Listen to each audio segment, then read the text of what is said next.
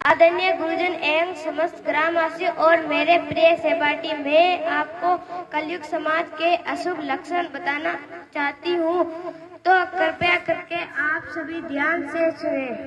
मेरा नाम कीर्ति योगी, कक्षा 5 है। कलयुग समाज के अशुभ लक्षण: कुटुंब कम हुआ, संबंध कम हुआ, प्रेम कम हुआ, मर्यादा कम हुई, लाज लज्जा कम हुई, विनम्रता कम हुई, संपन्न कम हुआ, पुस्तक वाचन कम हुआ, खान पान की शुद्धता कम हुई, बाल कम हुए, कपड़े कम हुए, नींद कम हुई, घी मक्खन कम हुआ, पीतल तांबे के बर्तन कम हुए, भाई भाई का प्रेम कम हुआ, सत्य कम हुआ, अतिथि कम हुए, धैर्य कम हुआ, श्रद्धा विश्वास कम हुआ, बड़ों का सम्मान कम हुआ और भी बहुत कुछ कम हुआ। जिसे जीवन सहज था, सरल था, संतान को दोष न दे, बालक या बालिका को इंग्लिश मीडियम में पढ़ाया, अंग्रेजी बोलना सिखाया, जन्मदिन की, शादी की सालगिरह जैसे जीवन के शुभ प्रसंगों को अंग्रेजी कल्चर के अनुसार जीना श्रेष्ठ माना, माता पिता को मम्मी डैड कहना सिखाया। जब अंग्रेजी कल्चर के परिपूर्ण बालक या बालिका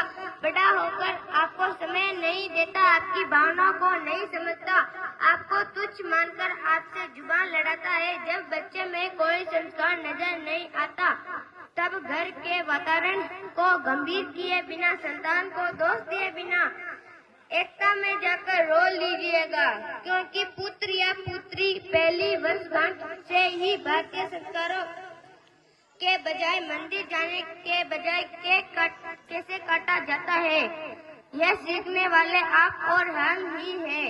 जब बच्चा पहली बार घर से बाहर निकलता तो प्रणाम और आशीर्वाद के बदले बाय बाय कहना सिखाने वाले आप और हम ही हैं। हम परीक्षा देने जाते समय इष्ट देव बड़ों के पैर छूने के बदले बेस्ट ऑफ लक कहकर परीक्षा भवन तक छोड़ने वाले आप और हम ही हैं। बालक या बालिका के सबल होने पर घर में परिवार के साथ बैठकर खुशियां मनाने के बदले होटल में पार्टी मनाने की दशा को बढ़ावा देने वाले आप और हम ही हैं। बालक या बालिका के विवाह पश्चात कुल देवता देव दर्शन भेजने से पहले हनीमून के लिए विदेशी पर्यटन स्थल पर भेजने की तैयारी करने वाले आप और हम ही हैं। ऐसी कई ढेर सारी अंग्रेजी कल्चर के हमने जाने अनजाने स्वीकार कर दिया है। अब तो बड़े बुजुर्गों के पर पैर छूने में भी शर्म आती है। गलती किसकी? मात्र आपके माता और पिता की। अंग्रेजी अंतर्राष्ट्रीय भाषा के है, इसमें कामकाज सीखने अच्छी बात है, लेकिन इसकी संस्कृति को अपने जीवन में उतारने की तो कोई वजह नहीं है।